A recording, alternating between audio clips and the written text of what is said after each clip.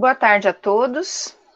Bem-vindos à aula de plantas daninhas e métodos de controle. Eu sou a professora Elza Correia e o assunto hoje é controle de plantas daninhas, tá? Vamos dar continuidade ao assunto que a gente já havia começado, né? Nós já vimos que o controle de plantas daninhas, ele tem que ser feito, efetivamente feito, principalmente, né, na pré-implantação da cultura e no período crítico de prevenção à interferência.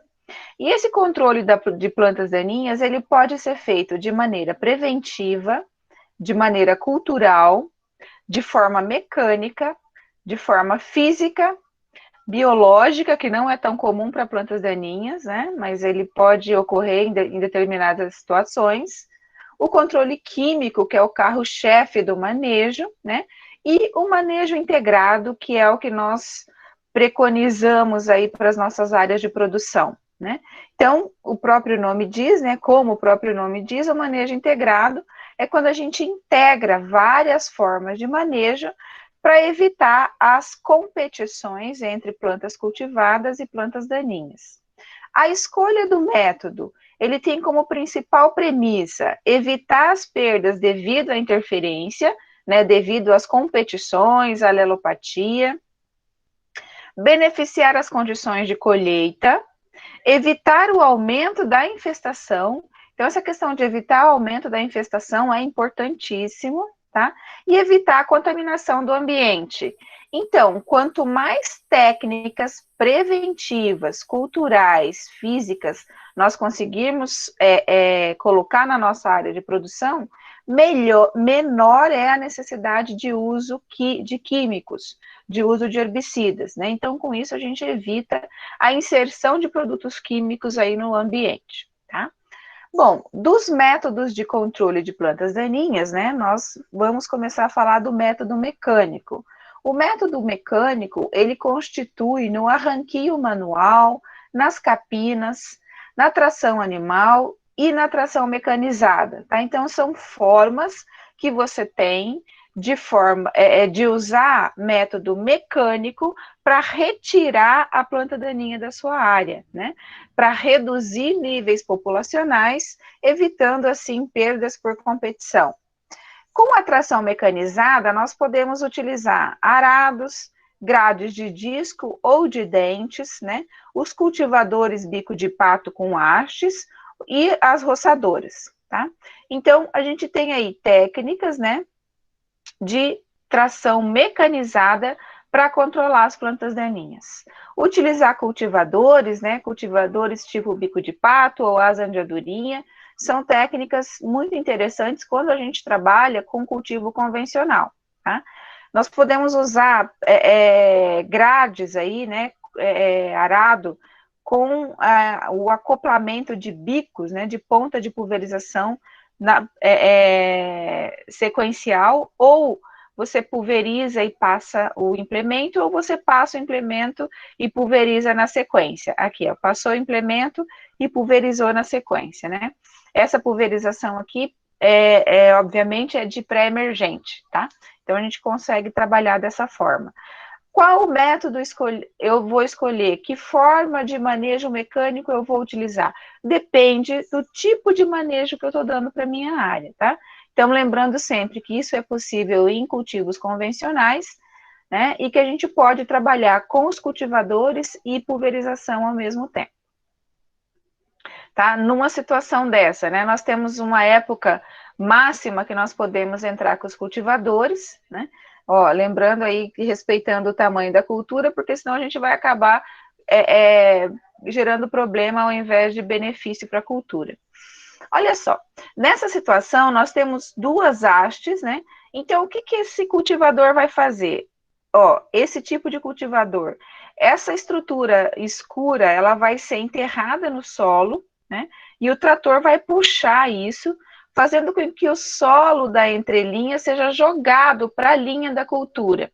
Lembrando, gente, que a planta daninha que está presente aqui, ó, na linha da cultura, ela chega a ser 3 vezes mais competitiva do que a planta daninha que está presente aqui na entrelinha, tá? Por quê? Porque aqui o sistema radicular de planta daninha e cultura, eles vão estar muito próximos.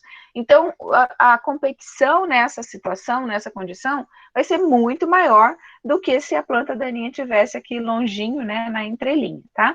Então, quando você tem um espaçamento muito largo de uma linha para outra, né, você tem que trabalhar com duas hastes para fazer com que ocorra a redução da população de planta daninha. Então, o que vai acontecer nessa situação?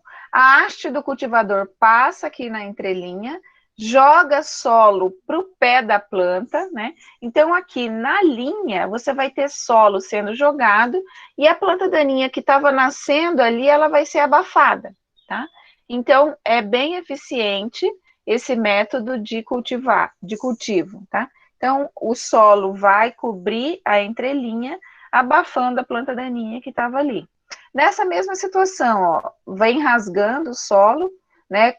Tem solo jogado para um lado e para o outro, e com isso tem o abafamento das plantas daninhas que estavam nascendo aí nessa entrelinha. Então, o método de usar cultivador, ele é bem eficiente, né? Aqui, num caso de cana-de-açúcar, né? Então, a gente tem o cultivador passando aqui, jogando solo na linha, e isso vai fazer com que a planta daninha ali presente seja abafada, e essa competição, que é maior nessa condição de linha, seja suprimida, tá? Então, controle mecânico bem eficiente.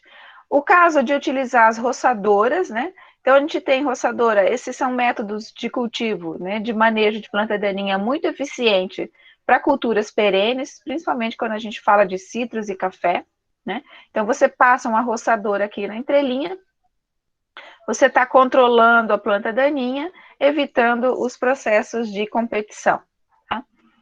Bem eficiente.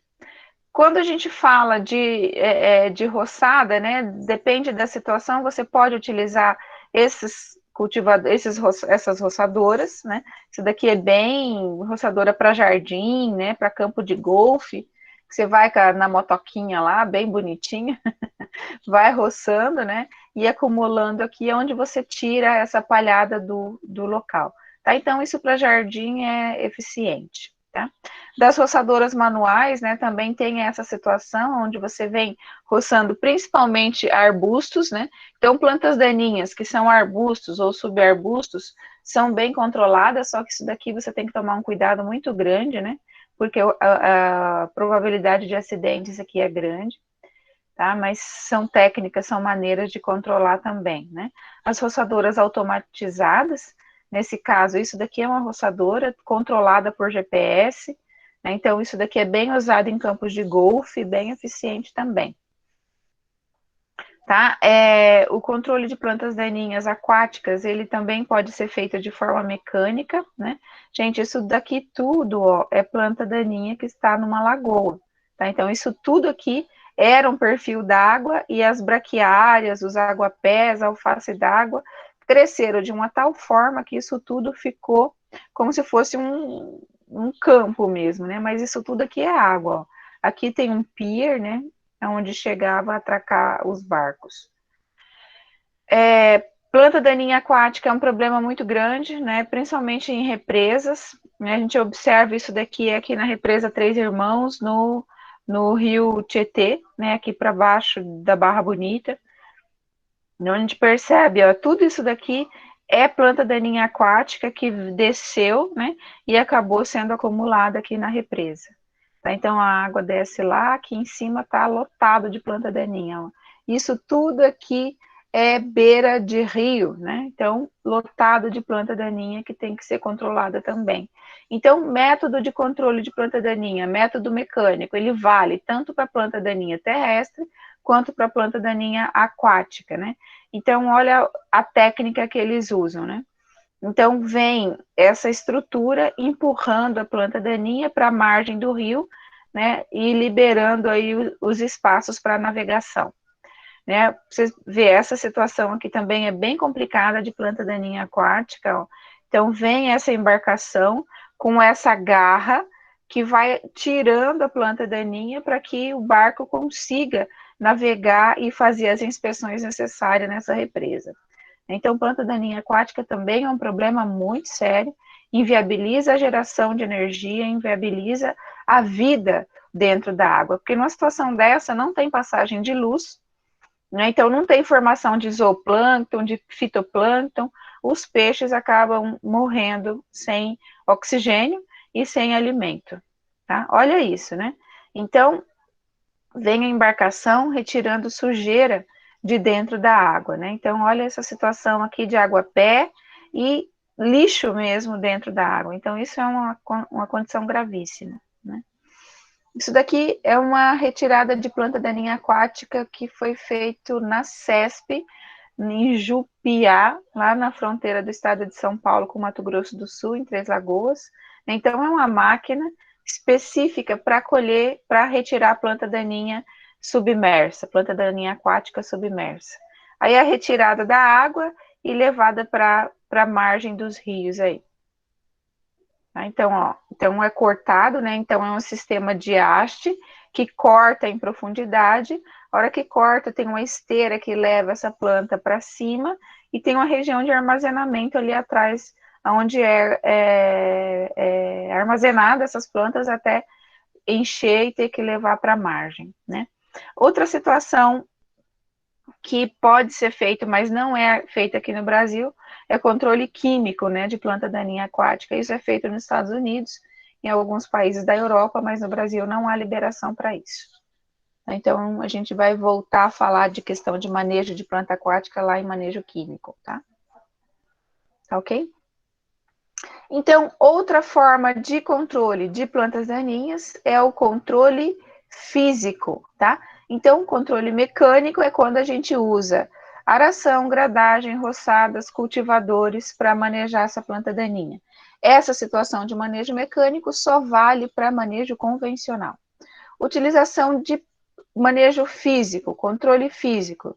Nessa condição, nós trabalhamos com plástico, lâmina d'água, fogo, eletricidade e palha, tá? Então, principal forma de controle físico é a utilização de palhada. Aí, dependendo do tipo de cultivo que você tem, nós vamos lançar mão de uma técnica de uma forma diferente. Se nós trabalhamos com canteiros, né? Podemos usar a questão do controle físico com plástico, né? Isso daqui é o encanteiramento em área de cultivo de hortaliça, né? Então a gente percebe que tem um implemento com um rolo aqui, né, de plástico, vem colocando o rolo por cima dos canteiros, o plástico por cima dos canteiros, tem um disco do lado, né, que vai jogar terra em cima da ponta do plástico para que ele fique bem fixo, tá? Então essa forma de manejo. Essa minha fotografia aqui, gente, é uma foto muito antiga, para mostrar para vocês que antigamente esse manejo de canteiros era feito com a utilização de um gás, né? Esse gás se chama brometo de metila. Isso já foi banido da agricultura há muitos anos mesmo, né? Porque isso é um gás extremamente tóxico, tá? Então não se usa mais isso. Então, o que o pessoal fazia antes? Tinha a estrutura, o gás, ele vinha sendo jogado aqui no solo. Uma vez o gás aplicado, colocava o plástico por cima, né, para abafar o gás, e com isso você tinha um controle efetivo da sementeira de planta daninha, tinha um controle efetivo de micro-organismo, de fungo, de inseto. Então esse solo ele ficava estéril, tá? Então o produtor de hortaliça jogava o metila lá, colocava plástico por cima e um abraço para o gaiteiro, ele produzia, né? Então ele conseguia produzir muito bem dessa forma. Só que com o banimento do brometo, que além de ser tóxico para o ambiente, ele era tóxico para as pessoas que aplicavam e tóxico para a atmosfera, né? Então ele foi banido. Aí, com isso, né, a gente começou a ter problema de sementeira de planta daninha, problema com doença, porque não estava sendo eliminado. Então, cada vez mais, a questão dos plásticos, da utilização do plástico, se tornou uma necessidade para o produtor, né? Então, as tecnologias com os plásticos hoje são avançadíssimas. Então, a gente tem plástico com várias finalidades, várias cores, várias formas, né, de estruturação dos plásticos para horticultura. E produtos, né? Então, a partir do banimento do brometo, o desenvolvimento de produtos para a agricultura, para a horticultura, se tornou uma necessidade, né? Hoje nós não temos tantos produtos assim para o manejo, para o controle, tanto de doenças, quanto de plantas daninhas, quanto de insetos, né? Então, nós temos que ter um manejo aí cultural muito forte, porque nós não temos tanto produto no mercado. Olha, né, a estrutura, né? Outra forma de estruturar. Então, tinha os cilindros de brometo ali, que eram aplicados, ó, e formados canteiros na sequência. Tá? O controle, né, ele se torna não tão eficiente, a gente percebe, ó, as tiririca, né, rompendo o plástico. A gente sabe que planta de tiririca, ela rompe até asfalto, né, que dirá o plástico. Mas a grande maioria das plantas daninhas, né, elas são controladas pelo plástico preto, né, principalmente pelo fato de o plástico preto impedir a passagem de luz. Tá? Então, o plástico preto e o transparente são os mais eficientes aí para o manejo de planta daninha. O preto sendo o mais eficiente, porque bloqueia a passagem de luz. O transparente, ele não bloqueia a passagem de luz, mas a hora que a luz passa no plástico, ela perde força, então o comprimento de onda, ele deixa de ser comprimento de onda curto, né?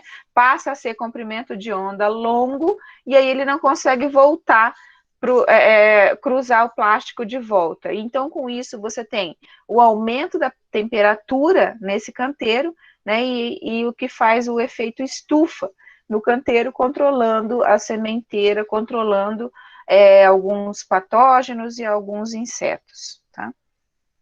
Então, são duas funções diferentes, mas que tem um efeito bom aí para o manejo de planta daninha, tá? É o plástico preto bloqueando a passagem de luz e o transparente fazendo um efeito estufa, né? Então, isso faz com que a produção de hortaliça seja mais limpa, né? Seja mais eficiente. Isso daqui, gente, é plástico, tá? Então, parece um rio, né? Uma lagoa, sei lá, mas isso tudo é plástico que é utilizado para justamente esse efeito estufa, né?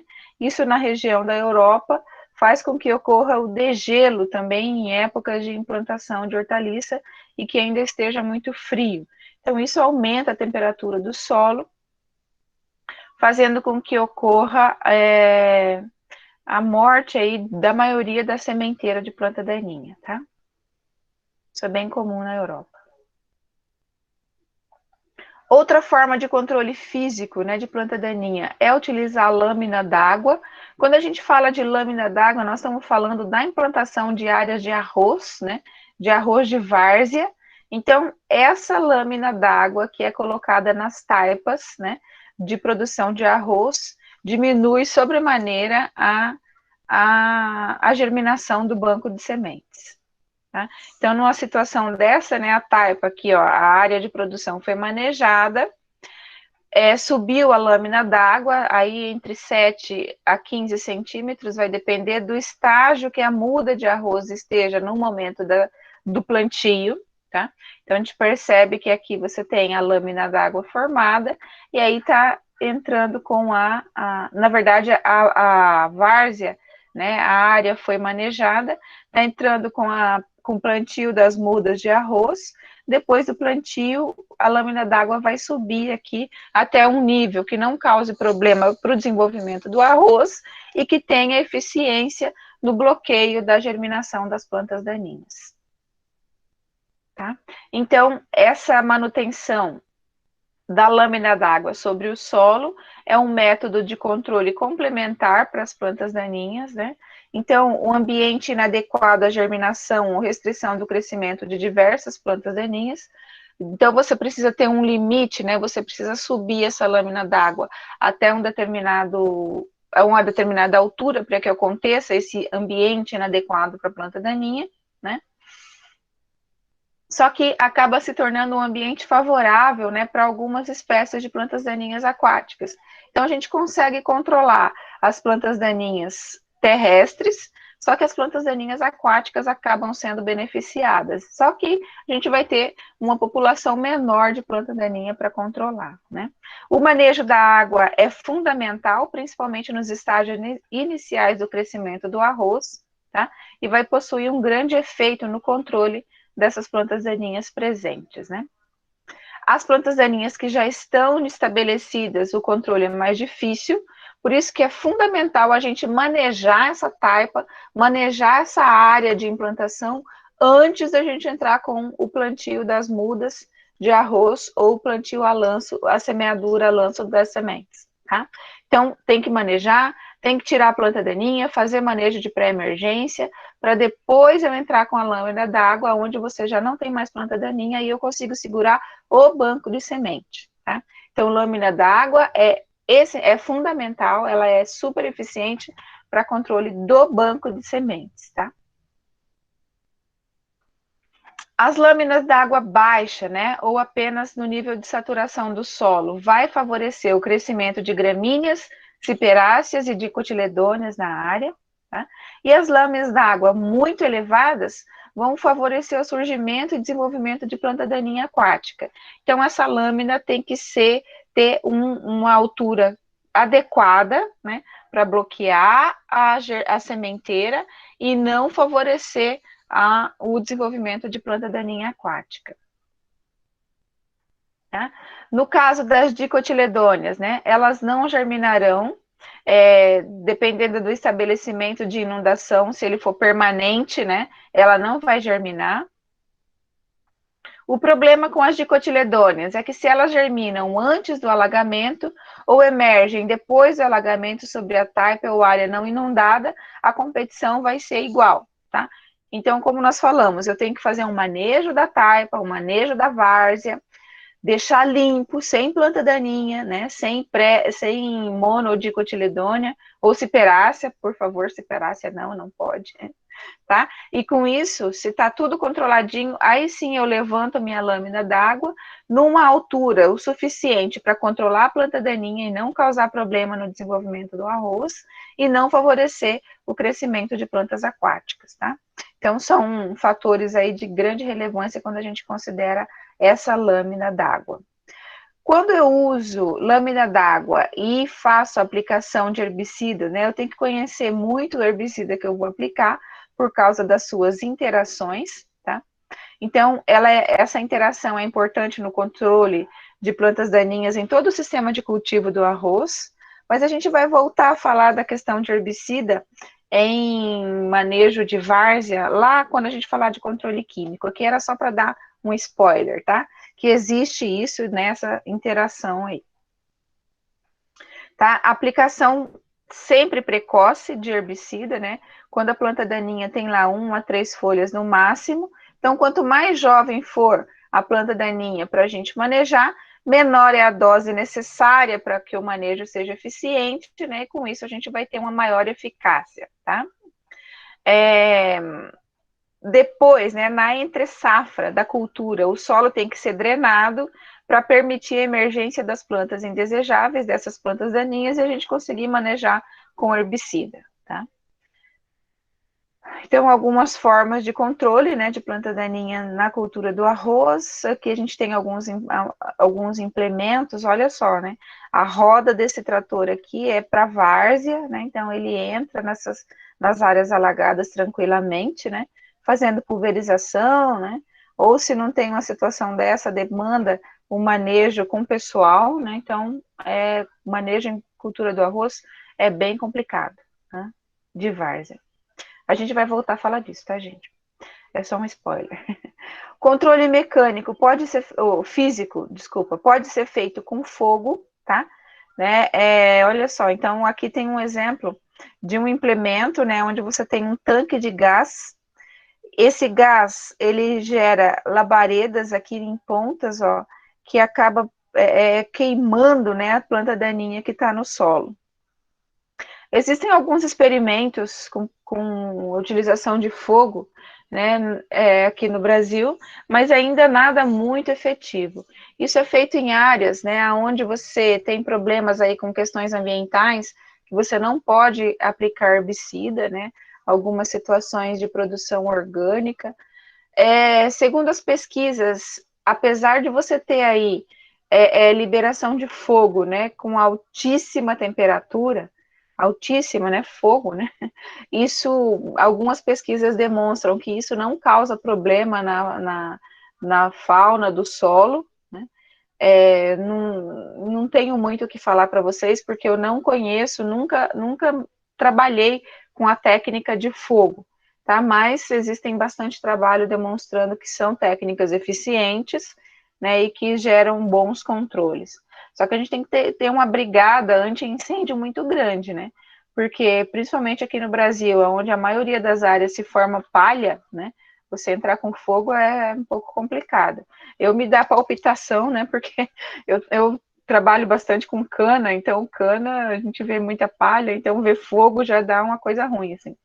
Mas esse daqui foi um experimento feito numa área de café, né, então o pessoal tem trabalhado bastante com esse manejo em café e tem sido eficiente. Aqui é uma área de fruticultura, isso aqui é na Europa, na Itália, se eu não me engano, essa foto, né? Onde vem sendo feito a aplicação de chamas aqui em área de produção de uva. Tá? Lança-chamas, olha isso, feito para o controle de planta aquática, né? Então também são pesquisas que foram desenvolvidas, né? Mas não se tem muita utilização ainda. E a forma mais eficiente de controle de plantas daninhas, a forma mais física, mais eficiente, de longe, é a palhada, né? Então, a questão de plantio direto, né? Ela é o que gera maior bloqueio de passagem de luz, principalmente, para o solo, gerando um alto controle do banco de sementes, tá? Então, palhada, né, é a forma mais eficiente, forma física mais eficiente que tem de manejo de plantas daninhas em grandes áreas, tá? Quando a gente fala de pequenas áreas, as hortaliças, né, a gente viu que o plástico, ele vai muito bem, obrigado. Agora, quando a gente fala de grandes áreas de produção, palhada, sem dúvida nenhuma, é uma técnica fantástica de segurar o banco de sementes, de manejar o banco de sementes de plantas daninhas. Tá? Então, isso daqui é uma área de manejo de palhada em cana-de-açúcar. Então, aqui a gente está com manejo de cana-planta, né? Cana-soca, perdão. Cana-soca na área. Então, tem bastante palha e isso fica muito bom. Olha isso daqui, né? Isso aqui foi uma foto tirada na semana passada, lá na região de Barretos, né? A gente estava fazendo um experimento com a aplicação de nematicida, nem era herbicida, de nematicida. Mas a gente subiu com o drone, eu achei essa foto linda demais. Ó, isso tudo é palha, né? Ali é a estrada que dá acesso ao talhão, né? Então, quanto mais uniforme tiver a palhada na área, maior vai ser o efeito de segurar o banco de sementes, né? Então, a gente percebe que aqui não tem germinação nenhuma e a cana já tinha sido colhida, né? Nós estamos em novembro, essa cana foi colhida já 2, 3 meses atrás, né? Então, não, mentira, foi colhida há um mês atrás. A soca não veio ainda, mas você percebe que não tem nada de planta daninha aqui, né? Então, é um negócio fantástico, muito bom. Tá? Então, mesmo em áreas de hortaliça, área pequena, né, você consegue trabalhar os canteiros com palhada, isso é muito bom, né? Então, o produtor usa muito palha de arroz, né, para fazer o manejo de canteiro. Isso fica bem legal. Você diminui bastante aí a sementeira de planta daninha na área. Tá? Outra forma de manejo de plantas daninhas é o controle biológico, tá? Então, o controle biológico, como nós falamos, para a planta daninha, gente, isso não está estabelecido, porque não existe um organismo que controle uma planta daninha bem, né, e que deixe a cultura intacta. Normalmente as plantas daninhas elas acabam sendo hospedeiras, né, de doenças, hospedeiras de insetos, e é assim que a doença completa o seu ciclo, ela pula para a cultura, né, e aí com isso a gente não tem ainda uma eficiência, fora que é assim, quando você fala de ataque de inseto numa cultura, né, você tem normalmente uma grande quantidade de uma população de um tipo de inseto atacando de uma vez. Aí você consegue fazer o controle biológico dele. Quando a gente fala de planta daninha, nós sabemos que existe um banco de semente e que germina uma quantidade violenta de planta daninha. Aí coisa de 50, 60, 70 espécies de uma vez numa área, né? E como que você controla tudo isso? Aí tem monocotiledônia, tem dicotiledônia, tem ciperácea, né? Aí vamos falar, por exemplo, de dicotiledônia. Tem dicotiledônia que tem folha com tricoma, tem outro que não tem tricoma, tem folha que tem serosidade, outra folha não tem serosidade. Então, a variação, a variabilidade dentro das plantas daninhas é gigantesca, né? Então, com isso, não existe ainda uma forma de manejo biológico que seja eficiente. Tá? Então, o manejo biológico existe para algumas especificidades, né? Mas não com eficiência necessária para a agricultura mundial. Né? Existe o caso, o pessoal fala assim, mas, por exemplo, tem algumas espécies, como feijão de porco, como crotalária, né, que tem questão de alelopatia, né? Mas se tem alelopatia para algumas plantas daninhas, ela vai ter alelopatia para a cultura também. E a maioria dos experimentos com alelopatia é feita em laboratório, então você tem lá uma super concentração daquele produto químico que tem um efeito alelopático para que isso seja efetivo. Lá no campo, né, se você tem determinada população de planta que libera essa substância alelopática, normalmente libera, mas não em quantidade o suficiente para inibir a germinação do banco de sementes. E se inibe, né? Por exemplo, tem uma planta daninha que inibe a germinação de picão preto. Beleza, mas e o caruru? E a corda de viola? E a guanchuma, né? Então você diminui, pode até diminuir a população de uma planta daninha, mas e as outras 47 que estão lá na área, né? Então não existe ainda, né? Ainda, tá? Ainda. Isso vai existir, se Deus quiser, vai existir. Não existe ainda uma forma de controle biológico que seja eficiente para a planta daninha, tá? Mas o que nós temos, né? O controle biológico, ele consiste no uso de inimigos naturais, capazes de reduzir a população de plantas daninhas e, consequentemente, sua capacidade de competir por meio de equilíbrio populacional entre o inimigo natural e a planta hospedeira, né? Então, isso é um conceito proposto por Silva lá em 2009. E esses inimigos naturais, eles podem ser fungos, insetos, aves, peixes ou por alelopatia, como nós falamos, né? Então, existem programas de controle biológico que eles se baseiam no fato de selecionar espécies de planta daninha que se procura controlar, né? Como nós falamos, se você está com muito problema de trapoeraba, e só tem trapoeraba, só reboleiras de trapoeraba, beleza, aí a gente consegue, né? Aí a gente vai ter que identificar o inimigo natural para essa trapoeraba, né?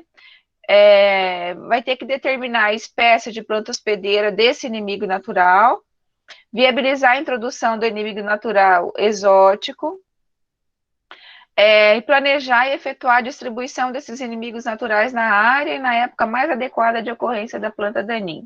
Então, isso é um programa, né, de controle biológico, que a gente sabe que até que por enquanto não funciona, não tem funcionado, tá?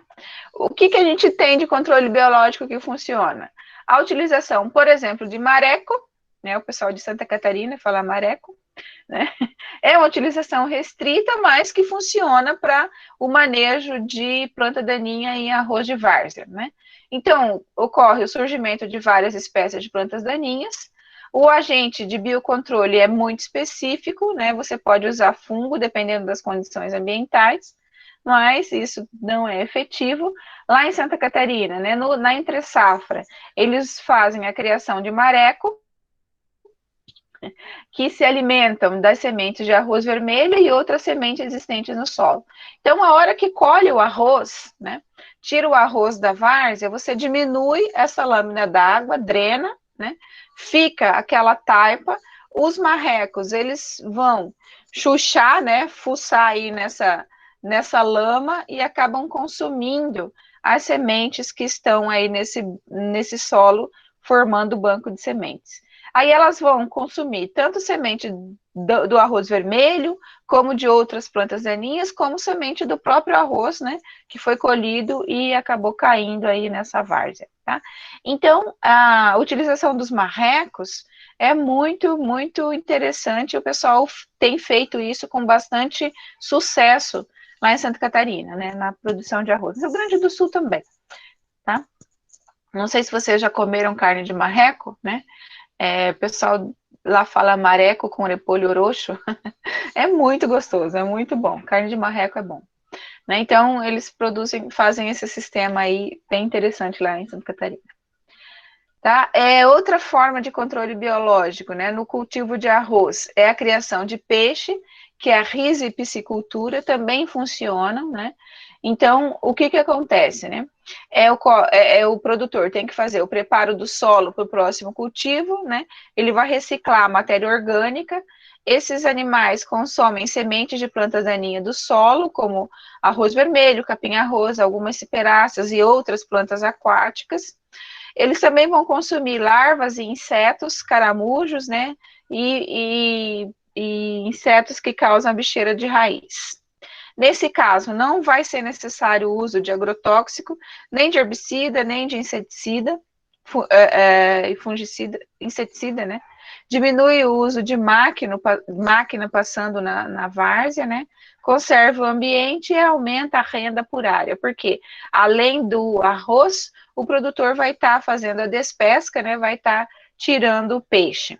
E como é que é o calendário? Isso daqui, gente, eu peguei lá do Pronaf, tá? Então, isso é bem comum em agricultura familiar na região sul. Então, olha, outubro, novembro, essa época agora, vai estar sendo feito o plantio do arroz. Normalmente, eles trabalham com arroz pré-germinado ou mudas, né? Então, aí tem o plantio, como nós falamos, naquela taipa, que vai estar preparada, que vai estar nivelada, tá? Então, não tem planta daninha germinando, né? Então, vai ser feito o plantio. Aí, quando o arroz já está estabelecido, vai ser feito a elevação da lâmina d'água, ó, vai subindo, conforme o arroz vai crescendo, vai elevando essa lâmina d'água. Lá para janeiro, final de dezembro, janeiro, fevereiro, ó, já coloca os alevinos, né, os peixes, e aí, depois, em fevereiro, março, colhe o arroz com os peixes lá, né? E aí você vai ter a engorda nesse período de entre-safra do arroz, você vai ter o peixe desenvolvendo, né? Então, lá para setembro, outubro, realiza-se a despesca, e aí entra com o manejo dessa taipa de novo para entrar com o plantio do arroz, né? Então, isso é uma técnica de manejo, de controle biológico de planta daninha, que é extremamente eficiente, que funciona, né? Mas é bem específico também aí para manejo de arroz de várzea. Outra técnica de manejo que foi utilizada, controle biológico, né, que foi utilizado, isso aqui lá nos Estados Unidos, né, foi para controle da melaleuca, né, que é uma planta nativa da Austrália, Nova Guiné e Ilha Salomão. Então, é uma planta daninha que foi introduzida, né, nos Everglades, principalmente lá na Flórida, né, no início foi considerada uma planta ornamental e hoje é uma das principais invasoras, né? Uma das principais plantas daninhas presentes nos pântanos da Flórida.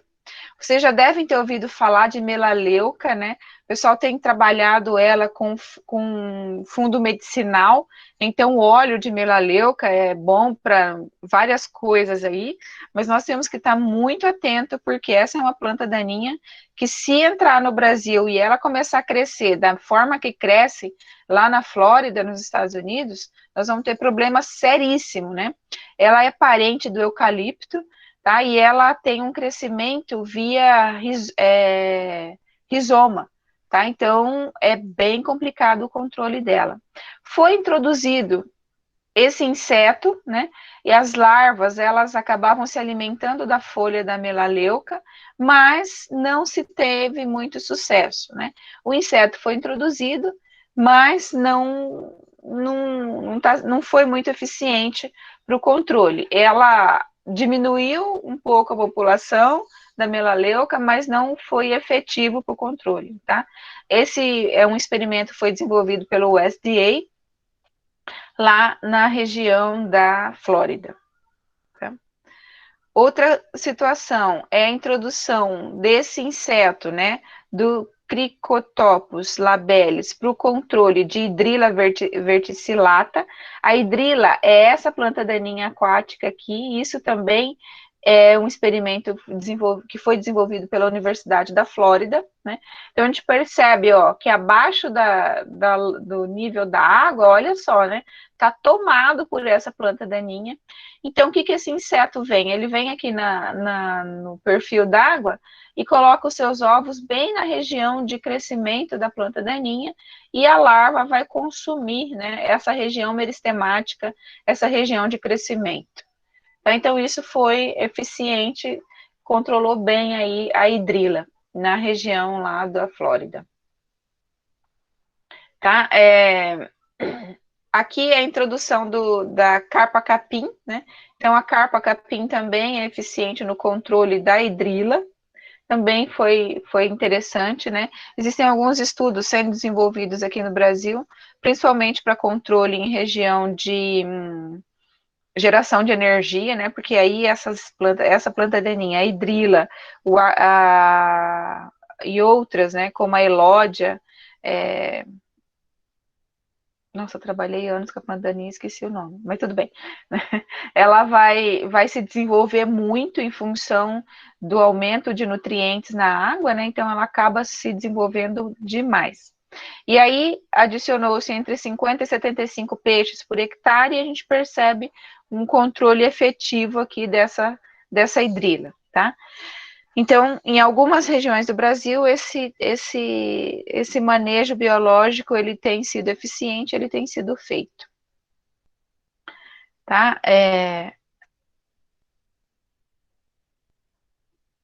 Controle físico, né, de novo, o que eu estou querendo falar para vocês, né, que o controle físico, controle biológico é interessante, mas de longe, para a agricultura, o que se tem hoje é o controle físico com palhada. Não se tem ainda efetivo, né, controle biológico de planta daninha. Não tem ainda, tá? Então, para controle sem máquina e sem herbicida, o controle com palha ainda é o mais eficiente.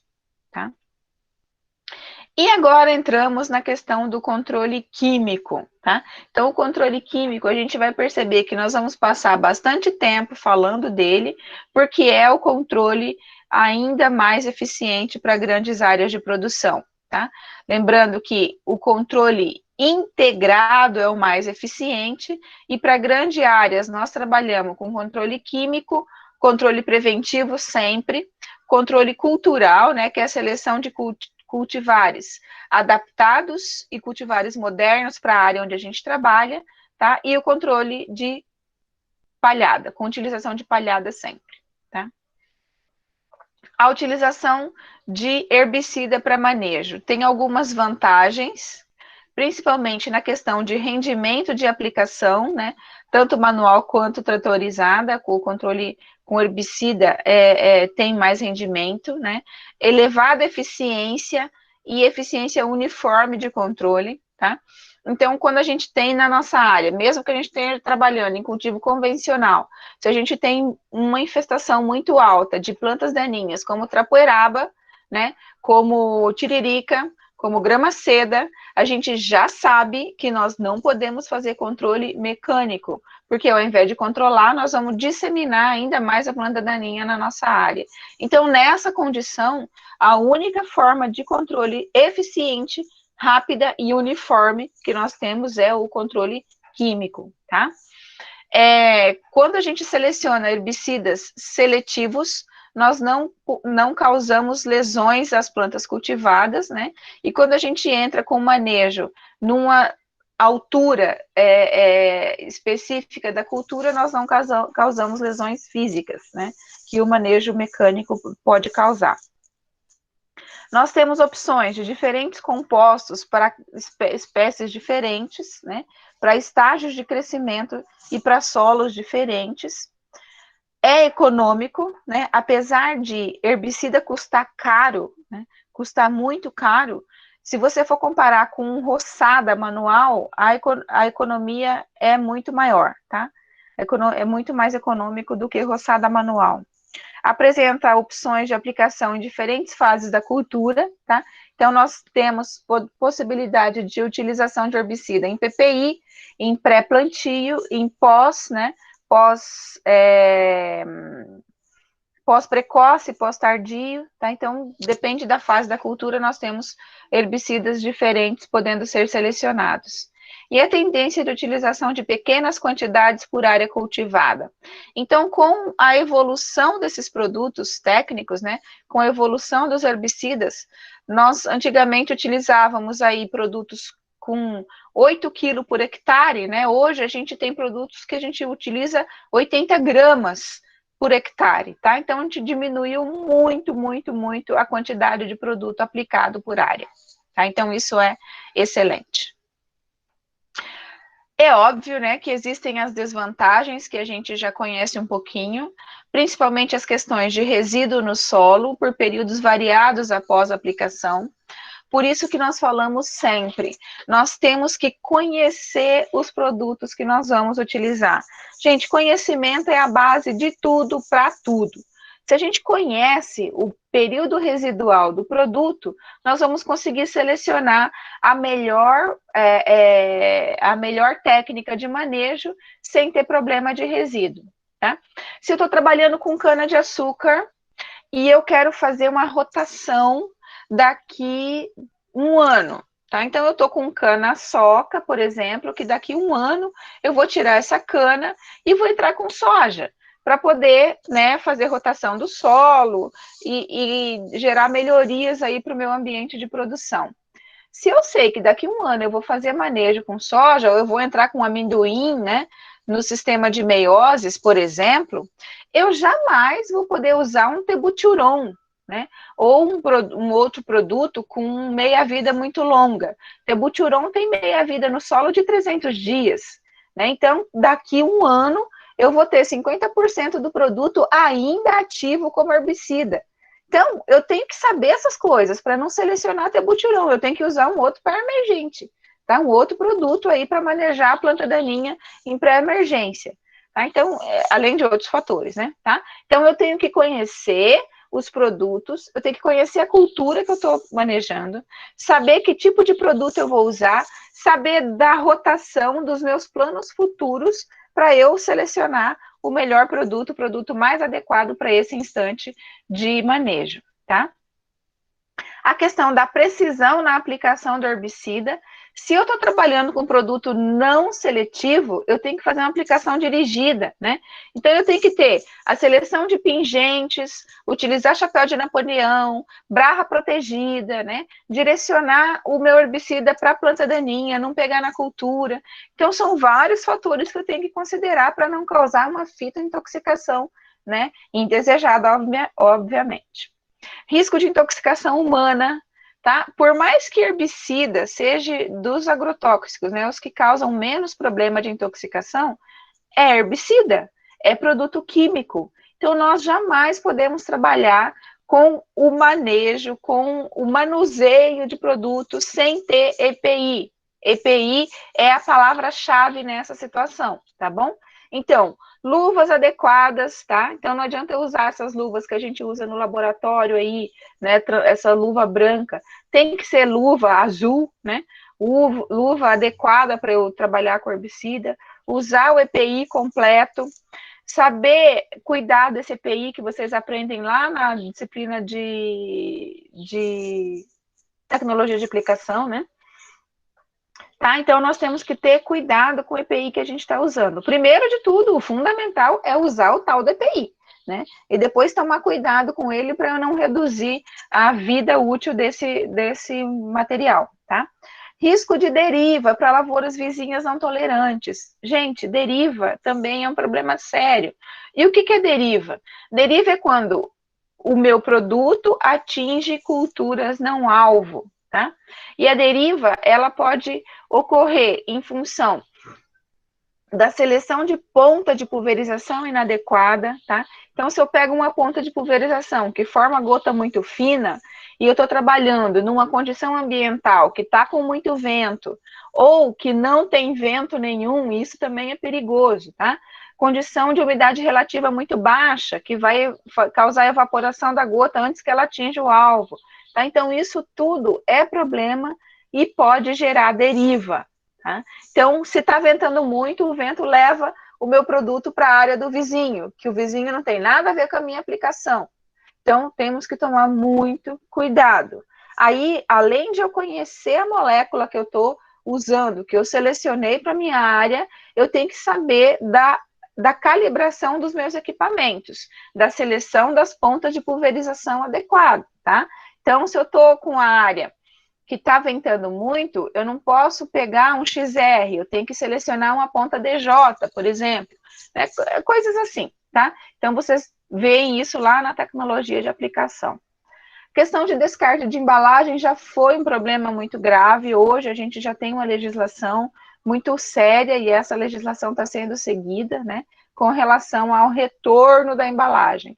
Questão de lavagem, né? A tríplice lavagem é fundamental, né? E não deixar a embalagem jogada na minha propriedade, sempre ter um barracão específico para embalagens vazias, retornar essa embalagem do local da onde eu comprei, né? Que aí eles vão dar o destino certo, o descarte correto para a embalagem que eu utilizei. Tá? Então, hoje a gente já tem aí uma legislação e um cumprimento, né? Não adianta ter legislação se os produtores e os agrônomos não cumprem essa legislação. Então, hoje isso já está um pouco mais tranquilo, mas a gente tem que tomar muito cuidado de uma forma ou de outra, tá? Então, o controle químico, né, é feito basicamente com a utilização de tratores, né, trator e barras, né? Então, isso daqui é a utilização de um gafanhoto numa área de produção de soja em Rondonópolis, tá? Então, a gente percebe, né, que a utilização de barras é o mais comum. Tem a utilização de pulverização aérea para herbicida, né, mas não é muito comum, não. Usa-se mais isso em cana, principalmente para aplicação de glifosato, não como herbicida, mas como maturador, né? Que um dos principais maturadores usado em cana-de-açúcar é o glifosato, é o herbicida glifosato. A gente vai voltar a falar disso quando falar dele também, do glifosato, tá? Então, o controle, ele pode ser feito com uma aplicação em área total. Então, uma situação dessa, gente, o que nós estamos fazendo? Nós estamos fazendo a pulverização de pós-emergente, provavelmente, né? Porque a cultura está grande aqui, a planta daninha não dá para a gente ver bem, mas a condição aqui era de pós-emergente de planta daninha também. Como a pulverização é em área total, esse herbicida obrigatoriamente tem que ser um herbicida seletivo, tá? Então, ele tem que controlar a planta daninha da entrelinha, mas ele não pode causar nenhum efeito tóxico para a cultura, tá? Então, ele tem que ser um produto seletivo, tá? Numa condição dessa, né, a gente trabalha com a pulverização com barra protegida, tá? Então, aqui, aqui é a área total, produto seletivo, né? Aqui a gente está pulverizando na entrelinha de cultura perene, utilizando barra protegida. essa barra aqui, ó, então, embaixo dessa estrutura amarela tem as barras, né? Então, nessa área aqui, vai ser aplicado o herbicida na saia, embaixo da saia da cultura, né? E aqui é a aplicação na entrelinha. Então, você percebe que aqui é um pouco mais alto e aqui é um pouco mais baixo, né? Mas, independente disso, é sempre protegido, tá? Então, essa barra aqui chama Conceição, né? A gente usa a Conceição para fazer aplicação em área de cultura perene, protegendo a saia da cultura. E olha essa situação aqui, né? Barra protegida também, né? Aí são estruturas que protegem a ponta de pulverização, a ponta está aqui dentro, e a aplicação está sendo feita aqui na entrelinha. Nessa situação de uma aplicação de um pré-emergente, né? Você percebe que não tem planta daninha aqui no solo, e não está pegando produto nenhum na cultura aqui, tá? Então, isso aqui era aplicação de um não seletivo na pré-emergência, provavelmente aí da planta daninha, tá? Então, vamos falar agora da questão dos herbicidas, tá? Deixa eu só parar um pouquinho.